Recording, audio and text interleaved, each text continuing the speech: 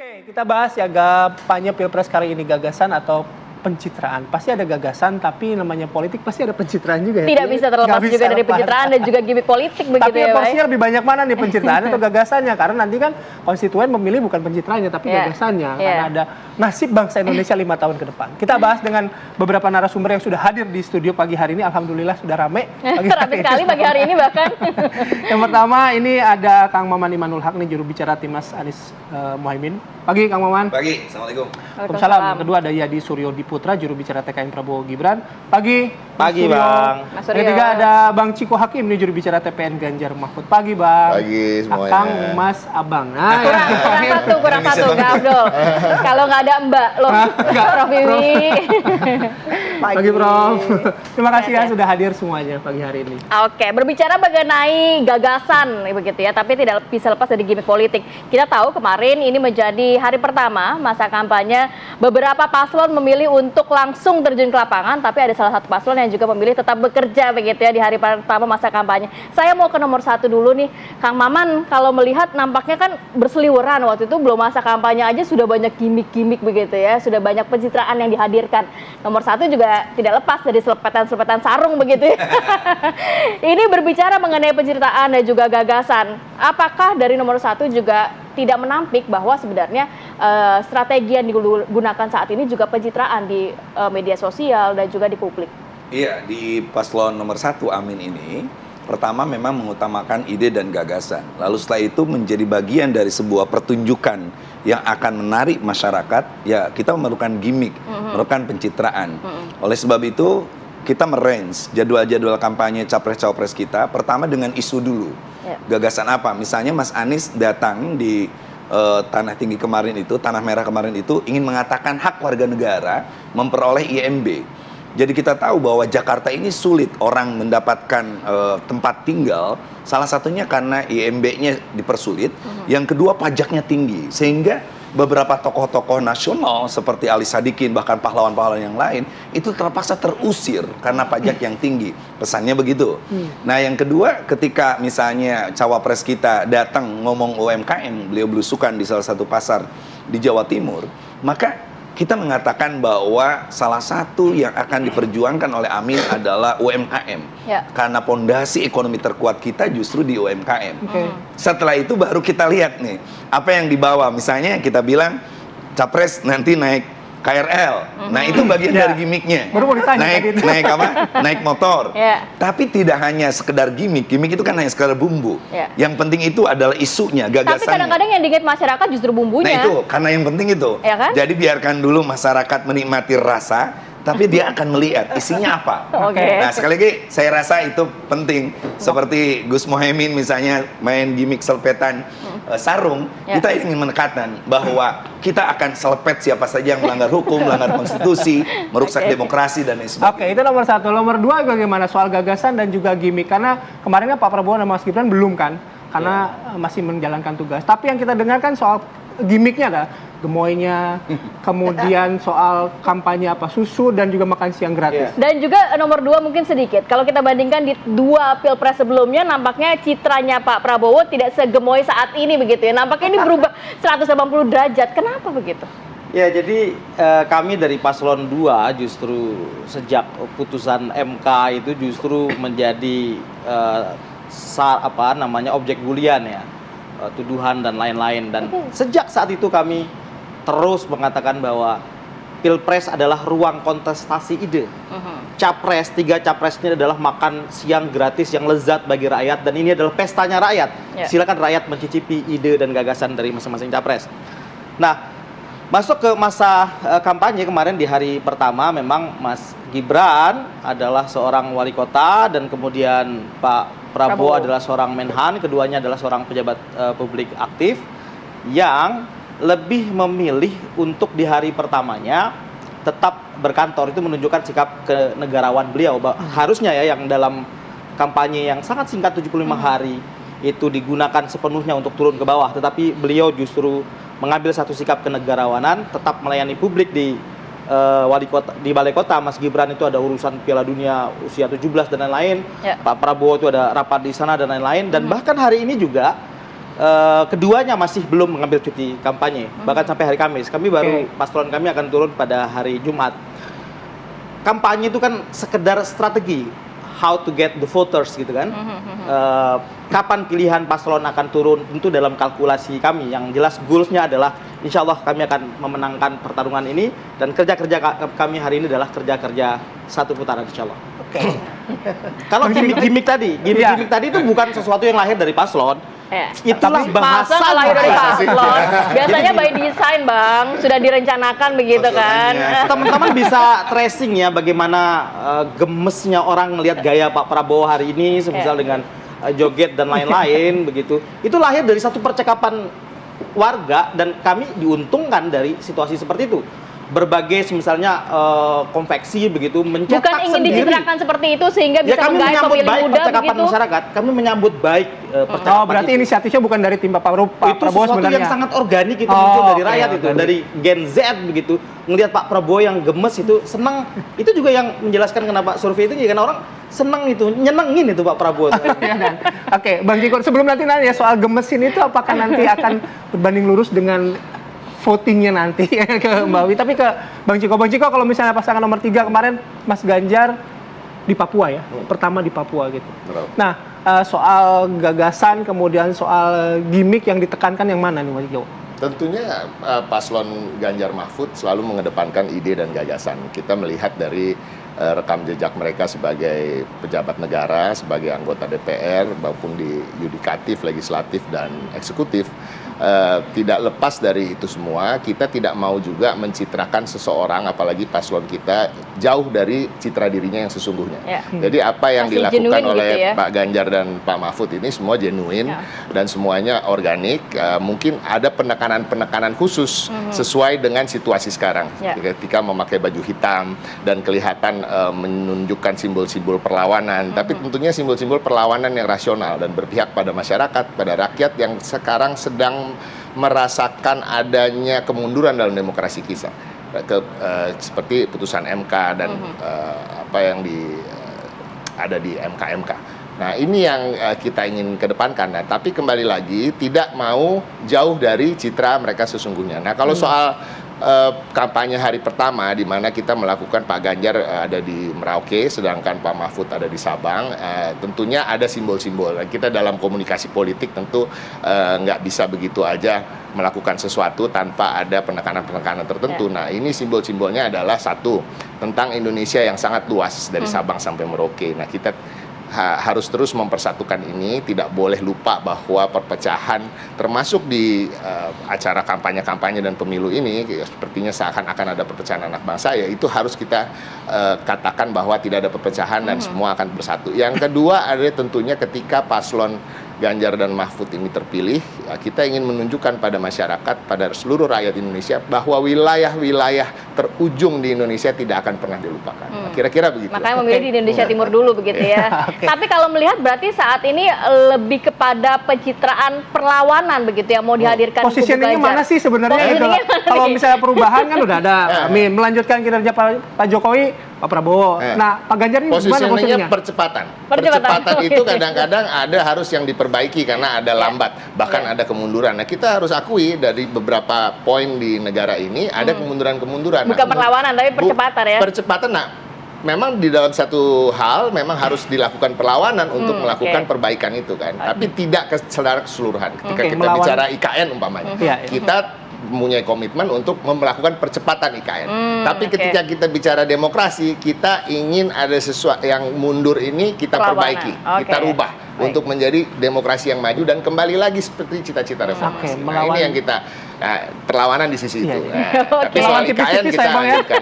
Melawan tipis-tipis saya. Secara rasional.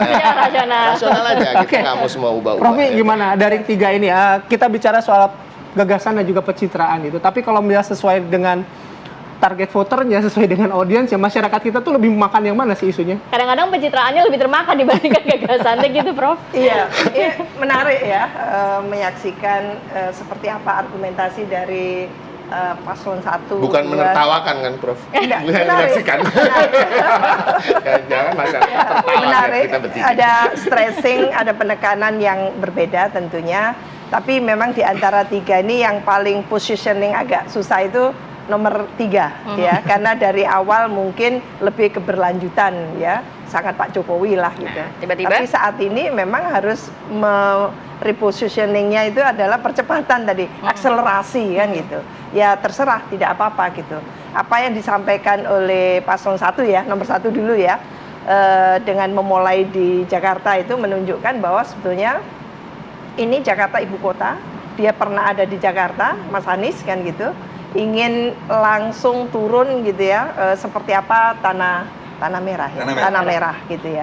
Jadi dimulai dari titik acuannya itu apa kebutuhan masyarakat tanah merah, khususnya di DKI Jakarta. Karena DKI Jakarta jadi barometernya kan gitu. Jadi kalau barometer ini saja nggak bisa dibenahi, itu bagaimana yang lainnya?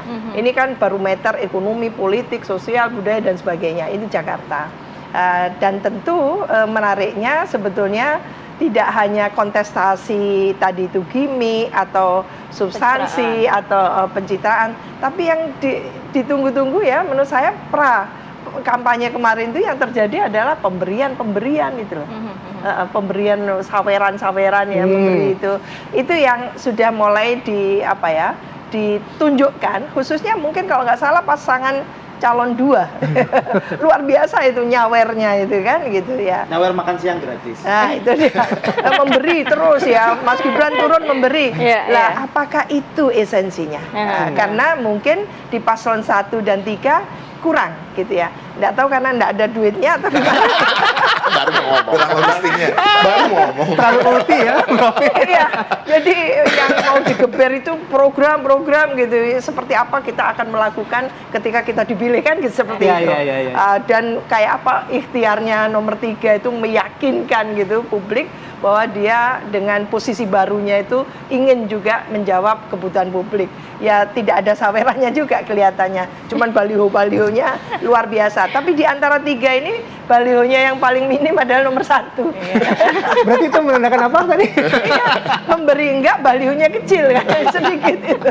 Jadi menarik sekali. Cuman memang pesan kita tentu dari rakyat gitu ya. Jangan hanya di-entertain hanya sementara. Seperti Gemoy dan itu, apakah kayak Upin Ipin kan gitu ya, apakah kita itu akan memberikan nanti era recovery Indonesia itu dengan cara-cara lucu kan enggak.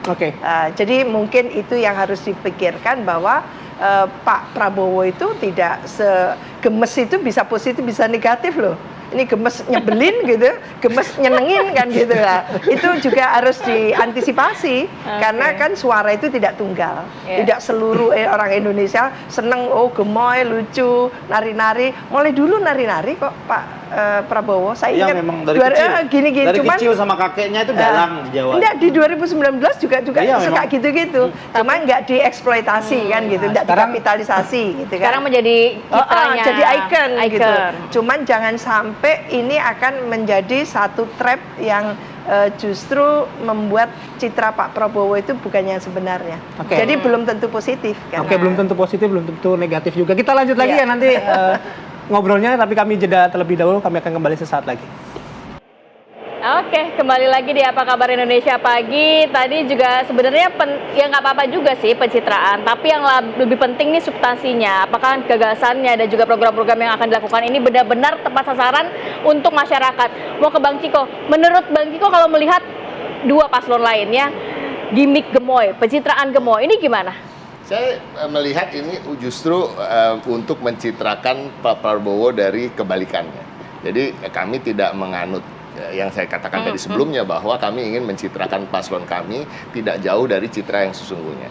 Sebenarnya kan citra Pak Prabowo yang tegas dan segala rekam jejak bagaimana beliau diberhentikan oleh Angkatan Bersenjata Republik Indonesia itu kan masih melekat di masyarakat, dan saya melihat konsultan dari konsul politik dari pihak Prabowo Gibran ingin mencitrakan sebaliknya tentang itu. Di Pilpres yang ini. Dan kelihatannya cukup berhasil. Cuma ya masyarakat pelan-pelan kan justru akan melihat, ya kan? Apalagi komentar-komentar di TV seperti yang disampaikan oleh Prof. Wiwi tentu akan membuka mata masyarakat gitu ya. Bahwa kalau kita terlalu jauh mencitrakan seseorang, pada perjalanannya ini kan kampanye masih berapa bulan lagi, 2 bulan lebih lagi. Nah ini lama-lama akan terlihat watak-watak asli seseorang. Nah, Bang, tapi ini yang kalau melihat bahaya, itu bisa menjadi trap, ya kan? Nah, ini yang seperti Bang katakan. kalau kepanjangan ya kita justru ini masukan dari saya gitu kan. Mestinya saya nggak memberikan masukan ini, tapi Jangan ya, pindah, gitu. mau pindah. Masih masukan mau pindah sekalian, enggak. Tapi kalau misalnya gini, Enggak, biar pertarungannya lebih seru aja. Jangan terlalu kalau jauh lah misalnya kita Anda tadi menang. memberikan catatan terhadap pasangan nomor 2, tapi misalnya Anda pasangan nomor 3, apa keunggulannya sehingga berbeda dengan nomor 2 tadi, tidak ada gimmick yang Anda sebutkan. Nah, ini 2 dan 1 lah. Ya, banyak resiko-resiko ketika kita tidak terlalu serius bicara soal gimmick atau hal-hal yang bombastis. Tapi kan pemilu, ya idealnya itu bukan soal kalah menang aja. Pasangan kami lebih takut salah daripada takut kalah. Oke. Salah dalam artian apa? Kita salah dalam mengedukasi masyarakat, kita membohongi masyarakat, kita nggak mau menyentuh hal-hal tersebut. Oke. Gitu. Mas Suryo, Tapi tentu kita tetap ingin menang. Nah, bagaimana caranya? Ya itu memang agak lebih sulit dilakukan.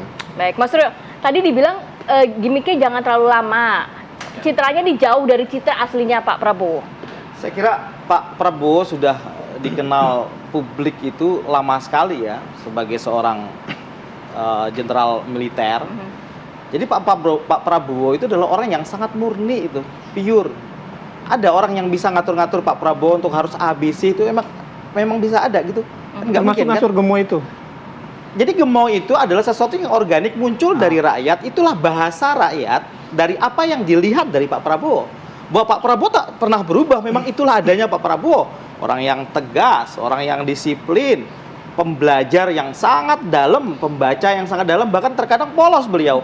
Itu yang menjelaskan kenapa semisal kemarin 2 periode kalah sama Pak Jokowi, karena beliau adalah seorang pembelajar yang dalam. Ketika lawan bicaranya mengatakan A dan itu masuk dalam logiknya dia benarkan. Sesuatu yang sangat tabu di dalam debat ya, di debat Pilpres dulu kan. Benar Pak Jokowi. Itu menunjukkan beliau sangat polos dan sangat pure, murni apa adanya Pak Prabowo. Demikian dengan Mas Gibran. Apa adanya Mas Gibran, ya seperti itulah yang orang tangkap. Nah sekarang kemudian ketika pasar melihat sisi gemoynya, ya demikianlah Pak Prabowo. Ada gemoynya, memang gemesin, ada tegasnya. Tak ada yang berubah sedikit pun dari Pak Prabowo, dari apa yang pernah dikenal oleh publik begitu. Oke. Kang Maman? Ya, menurut saya hal-hal yang besar genuine dan karakter asli itu harus muncul. Karena betul kata Bang Ciko bahwa karakter gimmick pencitraan itu nanti akan terhapus di memori rakyat karena masyarakat membutuhkan ide. Makanya di paslon 1 kita sudah melihatkan bahwa karakter 2 pasangan yang 2 karakter diusung ini adalah karakter pembaca. Semua akademisi, gelarnya betul-betul resmi dan memiliki buku. Mas Anies nulis, Gus Muhaimin nulis, kita lihat kan. Sehingga karena kelihatan bahwa kedua pemimpin itu adalah pembaca, the leader is the readers, itu yang penting. Maka kita datang ke semua forum-forum diskusi. Maka misalnya kita datang di forum Muhammadiyah, di setiap acara kampanye, saya meraih sebagai koordinator juru bicara itu adalah pasti ada di hari itu pertemuan dialog. Misalnya Mas Anies di hari pertama datang di dialog di Jakarta, itu soal energi. Lalu Pak Gus Muhaimin itu di Surabaya, itu diskusi tentang sepak bola, tentang UMKM dan sebagainya. Jadi menurut saya jangan mengedukasi masyarakat hanya dengan gimmick dan pencitraan.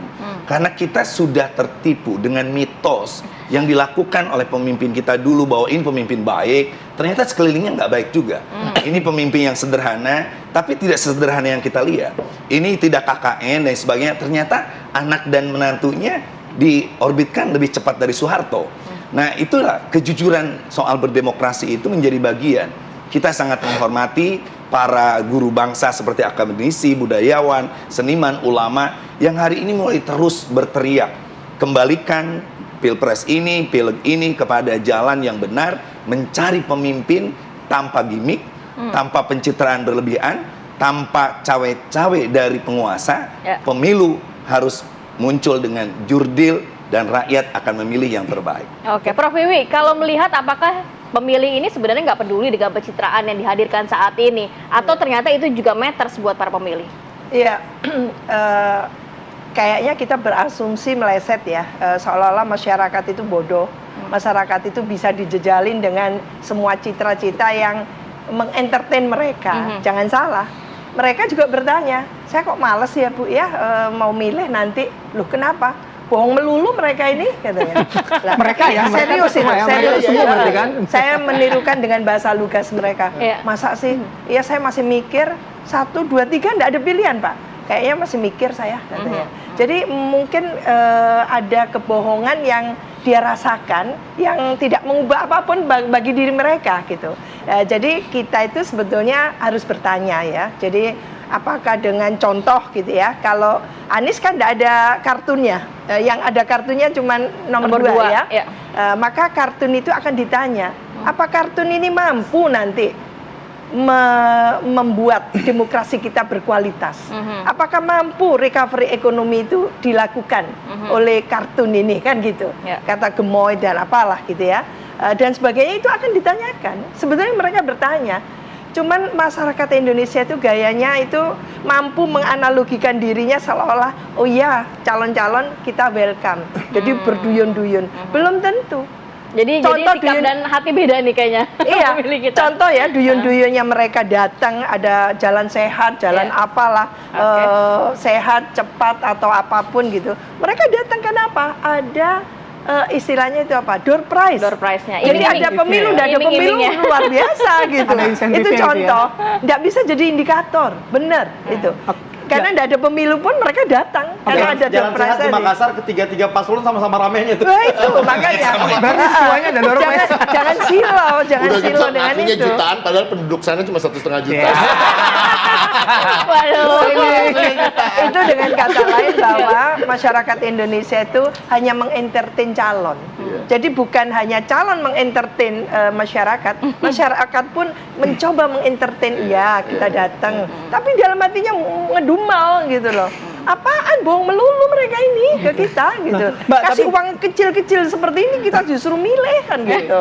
Tapi bicara gini Mbak, bicara soal istilah misalnya gemoy dan misalnya demokrasi gitu. Dua kata itu kan tidak semua orang masyarakat Indonesia juga menyerap. Ya. Artinya ada pilihan-pilihan kata yang mungkin dalam latar belakang pendidikan tertentu, dalam sosiologi tertentu, lebih memilih kata-kata gemoy itu dibandingkan misalnya demokrasi.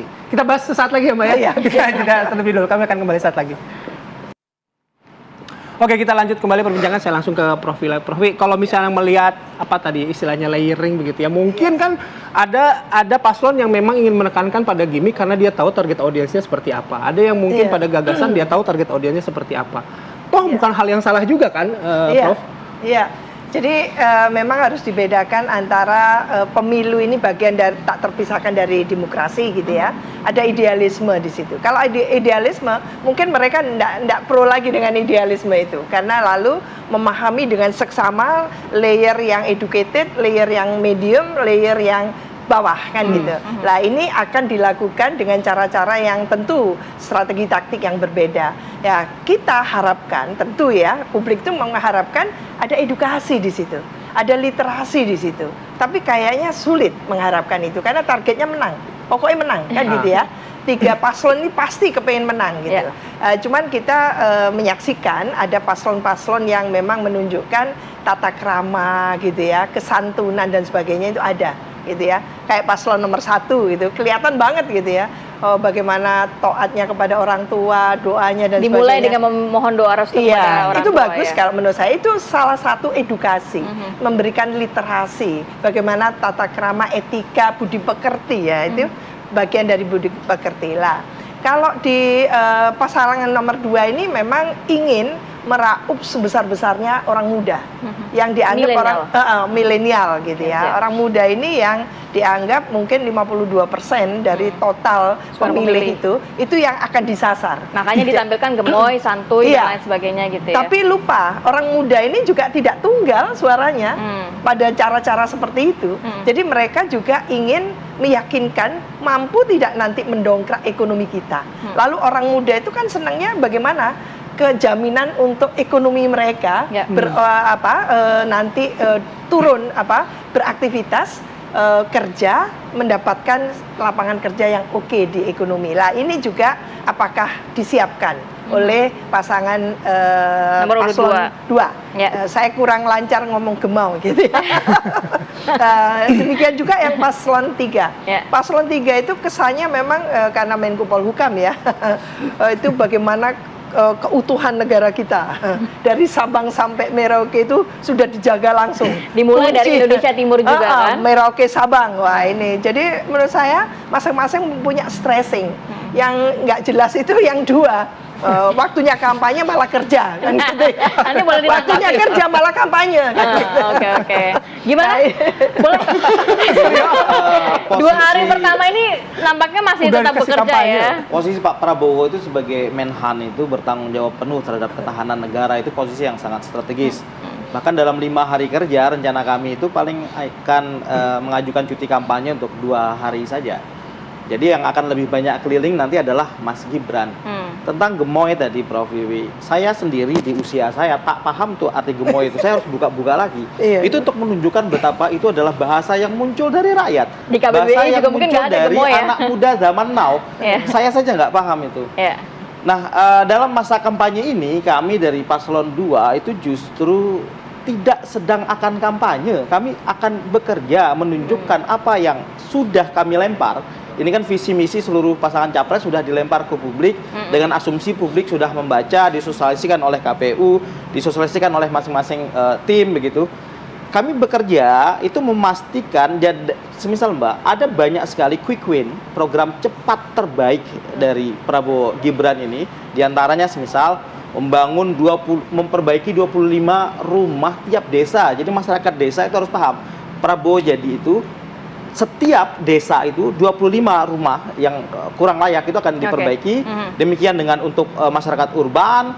Kemudian yang kami pakai hanya satu tuh gagasan yang kami pakai untuk kampanye ini. Kami hendak menunjukkan bahwa ada keseriusan dan ada pikiran besar di balik program Pak Prabowo Gibran tentang makan siang gratis. Maka yang kami lakukan di dalam masa kampanye yang kurang dari 75 hari lagi ini, kami akan memastikan program itu di masa kampanye sudah mencakup seluruh kabupaten se-Indonesia. Jadi saya ilustrasikan sedikit tentang pikiran besar di balik makan siang gratis coba. Ada 82,9 juta segmen objek yang akan mendapatkan manfaat dari itu, mulai dari ibu hamil, balita, batita, anak PAUD itu tiap sampai hari anak SMA. makan gitu. Tiap hari makan. Kami sudah menghitung Sehari 3 kali itu ya? Enggak, makan siang gratis. Makan siang gratis. Dan itu sudah dilakukan di banyak negara. Jadi kata-kata no free lunch tuh ada ya? Nah, inilah freelance. Tapi ini sebenarnya Indonesia telat. Di berbagai negara sudah melakukan ini. Kenapa? Karena inilah cara negara men-treat rakyatnya di tengah dunia yang semakin tanpa batas. Jika rakyat kita tidak punya kapasitas terpasang yang baik secara otak dan perut, nomor 1 dia akan menilai bisa berkompetisi. hal tersebut tepat sasaran dengan kebutuhan masyarakat, dilengkapi hanya free lunch. Saya Komisi 8. Saya yang menganggarkan untuk rumah sehat terpadu. Jadi nggak usah jadi presiden, rumah itu sudah berjalan. Saya sebagai anggota DPR bisa membuat rumah itu dengan mengusulkan lewat Kementerian Sosial, menterinya dari Mas Ciko, dan itu. Nah, yang kedua, soal permakanan itu sesuatu yang serius, itu ada nomenklaturnya, permakanan, dan itu sulit. Jadi apa yang dilakukan oleh paslon nomor 2 ini tidak rasional, karena kita ada keterbatasan APBN. Yang kita lakukan adalah bagaimana dari hulu ke hilir, pengentasan kemiskinan lewat RST, Rumah Sehat Terpadu, lewat Pena, pengusaha-pengusaha UMKM kita kasih, lalu Lasya Mandiri kita jadi kasih sudah makan. ada begitu ya? Program itu udah ada, jadi jangan menduplikasi program yang sudah ada. Kita memperjuangkan undang-undang pesantren tiba-tiba dikelang. Enggak, kalau makan gratis itu di one in the only ada program itu di Pak Prabowo. Iya, kami sudah mengkalkulasi tapi tidak program. rasional. APBN-nya sulit katanya. Dihitung aja berapa Kebutuhan yang harus kita cuma makan. 400 triliun setahun. Bagaimana APBN-nya? Kebutuhan cuma 400 triliun setahun untuk memenuhi seluruh segmen itu. Di tengah kami akan menggejot. Jadi di antara 3 paslon ya, kalau paslon Amin itu memang yang paling pesimis tentang pertumbuhan 5,5 sampai 6,5. Lebih rasional. Yang paling optimis adalah Mas Ciko dengan 7%. Kalau kami 6 sampai 7%. Pertanyaan sekarang kalau ada makan siang gratis, bantuan beras dan BLT dilanjutkan apa tetap enggak? dilanjutkan. Wow, tetap dilanjutkan. Ini yang nggak masuk akal. Nggak rasional, kan? katanya. Jadi dianggapnya bangsa Indonesia ini hanya butuh makan siang. Kita butuh infrastruktur, kita butuh 20% mandatory kesehatan. spending untuk pendidikan Jadi itu bisa makan kita tarik siang, dari beras situ. gratis, Itu besar sekali nilainya, BLT, 600 ya kan? triliun. Kartu Pak Jokowi juga akan kami teruskan. Tapi Jadi tenang rakyat Indonesia. spending tetap aman mandatory. dengan apa yang didapatkan hari ini, dan kami akan menang menambah segala hal yang menjadi Tapi kebutuhan garis rakyat. bawahi, spending mandiri 20% pendidikan Ya. itu yang mengusulkan PKB lewat Kiai Yusuf Oh tidak, itu Muhammad. Undang-Undang Dasar 45 yang dihasilkan oleh seluruh rakyat Indonesia. Nah, Undang-Undang Dasar itu adalah konsensus seluruh rakyat Indonesia. diusulkan. Tidak Buktinya bisa diklaim oleh spending. salah satu Oke. orang. Ada badan pekerja MPR dan lain-lain. Oke, sorry. Itu soal makan siang gratis. Kalau misalnya kita lanjutkan panjang lagi perdebatannya. Tapi gini, saya berangkat dari pernyataannya Mbak Wiwi.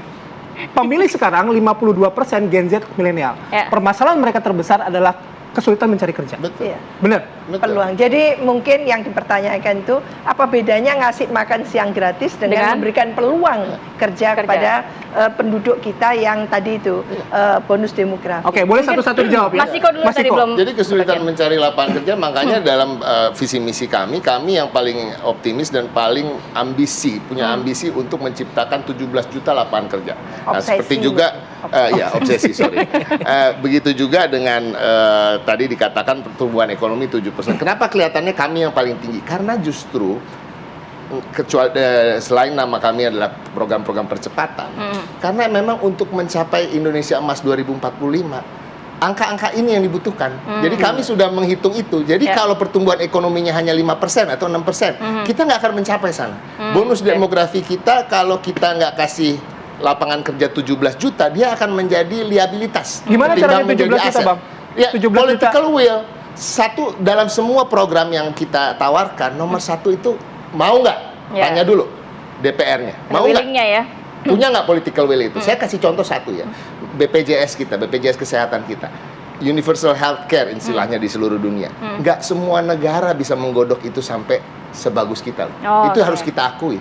Iya kan? Ya. Kenapa? Karena ada political will. Karena ada paksaan untuk kita harus punya ini. Nah, ini dalam banyak hal, ini harus bisa diterapkan di Indonesia. Nah, Oke. seperti yang kita katakan tadi, target-target kita itu begitu. Nah, generasi Z dan milenial selain lapangan kerja, mereka butuh pendidikan tinggi. Makanya kita punya program 1 sarjana minimal di dalam 1 rumah keluarga miskin atau prasejahtera. Oke, Nah, dikit ini juga. saja dari paslon 2 dan 1. Bang Ciko nggak menjelaskan dari mana itu argumentasi 7%. Untuk kenaikan 1% itu kebutuhan uang berapa besar yang di-spend untuk menghasilkan setiap satu angka di dalam Oke. angka pertumbuhan. Kalau kami semisal terkait dengan serapan tenaga kerja, itulah kenapa Dewan Indo-Undi yang paling keras berbicara tentang hilirisasi dan industrialisasi adalah Pak Prabowo. Ya. Bahkan ini ditakutkan oleh dunia karena dimungkinkan akan merubah global value change yang ada. Jadi dengan hilirisasi, Mbak, contoh Oke, hilirisasi dari ya. nikel, kemudian di smelting, semakin memperbanyak change di dalam negeri. Kalau itu air, ibarat air biar Ya, masyarakat ya, lebih ya, paham. ya. Rantainya Ibarat lebih air, banyak ya, semakin gitu. banyak air itu berputar di dalam wilayah negara Republik Indonesia, akan semakin banyak rumput yang tumbuh. Oke. Akan semakin banyak serapan tenaga kerja. Itu baru Oke. hilirisasi. Oke, itu hilirisasi. Nanti yang- Industrialisasinya lah yang akan menyerap Oke. seluruh Gen Z, Gen milenial yang hari ini 56% dari total jumlah pemilih. Kang Maman. Kita memenuhi tahapan jelas soal berbangsa bernegara. Dari mulai tahun 28 kita satu bangsa, 45 kita satu negara. Ada yang namanya Fakta Integritas Natsir, lalu ada Juanda Teritorial. 2045 itu kita satu kemakmuran. Maka desain kita bukannya desain berapa serapan yang dikaitkan, tapi sampai sejauh mana kita punya daya saing. Inilah yang menjadi sangat penting, bahwa vokasi, skill, dan lain sebagainya, termasuk di sekolah-sekolah menengah, itu diperkuat. Sehingga kita tidak ingin menjadi bangsa yang tidak punya daya saing, atau orang yang hanya bekerja tetapi tidak punya kemampuan profesionalitas. Ini yang menjadi titik tumpu dari pasangan nomor 1. Kita ingin menjadi bangsa yang siap berdaya saing, punya kemampuan skill, dan tentu dengan upah yang betul-betul optimum untuk, sekali lagi, sampai 2045 ada yang namanya satu kemakmuran. Oke, baik. Terima kasih Bang Ciko, Mas Suryo, Kang Maman, terima kasih. Prof. Wiwi, Wiwi, makasih Nanti sampai banyak. ketemu di debat ya.